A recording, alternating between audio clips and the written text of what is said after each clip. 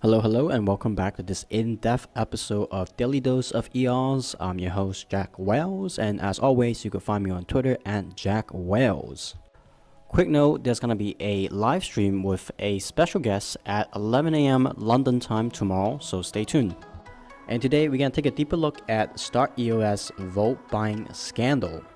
Unfortunately, vote buying is not a new thing on the EOS network, so we're going to take a look at past events and see how they play out and what it means for StartEOS. Then we're going to take a look at the sister chains or the side chains of the EOS network to see how they are structuring their blockchain to prevent or mitigate the chances that those things happening.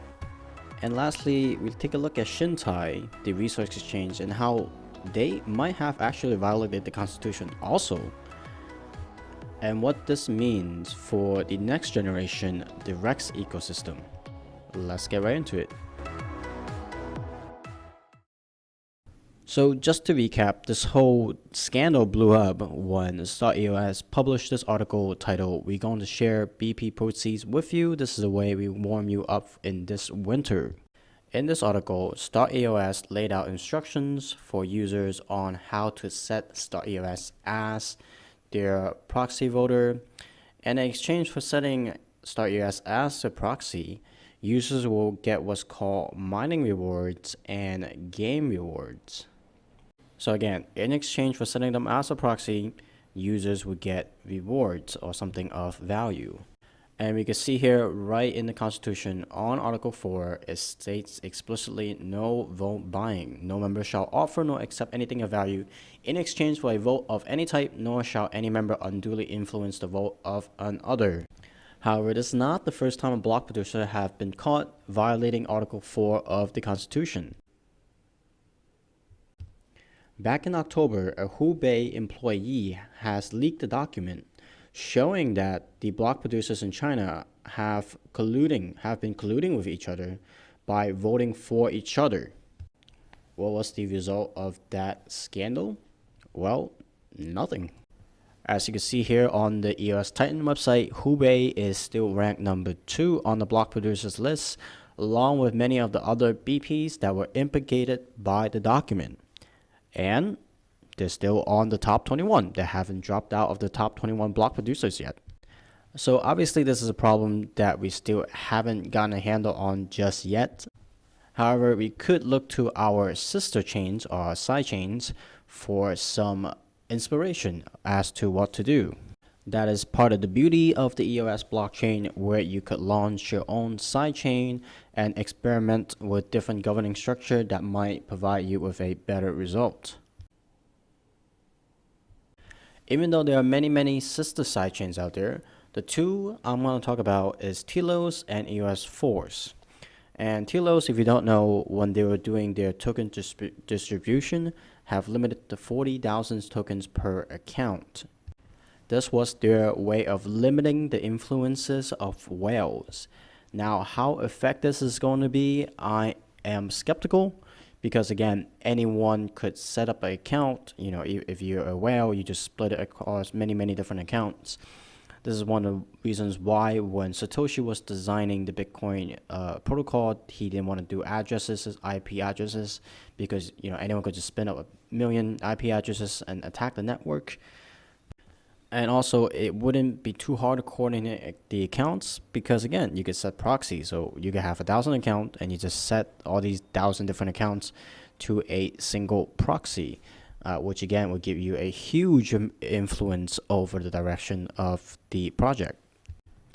So I think the more interesting direction is being taken by EOS Force, where they have two policies they say will mitigate this vote buying violation. One of them is one token, one vote. As you know, on EOS, when you have a token, you can vote for up to 30 different block producers.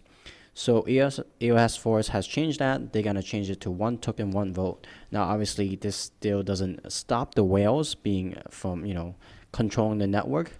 However, it does kind of limit to how much control they have.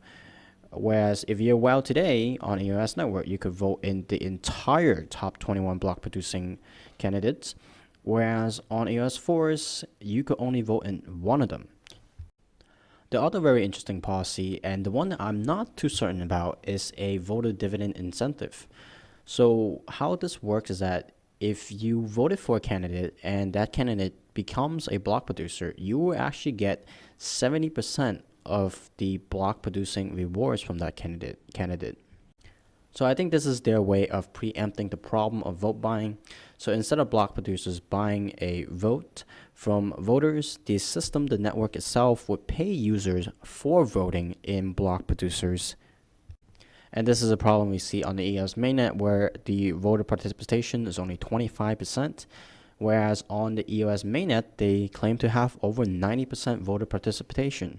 And just as a side note, again, tomorrow there's going to be a live stream at 11 a.m. GMT time with one of the members of EOS Force. Be sure to tune in if you are interested in hearing more about that. Anyways, that voter dividend incentive might be what we have in the REC system, and we could already kind of seeing it manifest in Chintai. So let's take a look at Chintai and how it's going to affect voting and what that would mean for RECs. So Chintai have just activated their proxy, their voting proxy, and this has huge implications because a lot of people use Chintai, myself included. Just to show you how influential they will be, Chintai would immediately become the second highest ranked proxy with over 6 million votes. Again, this is because users, when they use Chintai, have to deposit their EOS on Chintai's account. Therefore, Chintai will have the voting influences of their users. If you remember, in the early days of the EOS discussion before the mainnet launch, there were talks about forbidding application developers from voting with their users' tokens, and this is what Chintai is doing exactly. The reasoning for that is that when users are using the application, they are not necessarily giving the application's operators the right to vote for them. And as much as I like Chintai and as much I think that they are gonna do a great job as a proxy, I have reservations because, again, as a user, I was not made clear that they will be voting with my tokens. Another thing that's made me a little uncomfortable about this is that in their article stating that they will activate the proxy, they have stated they will vote for 25 total block producers. 11 of them are their sponsors, with the 14 additional one that fits the criteria. But those 11 sponsors, who are those? Well, those are other BPs that have given them resources to allow them to develop the application, to allow the application to run smoothly.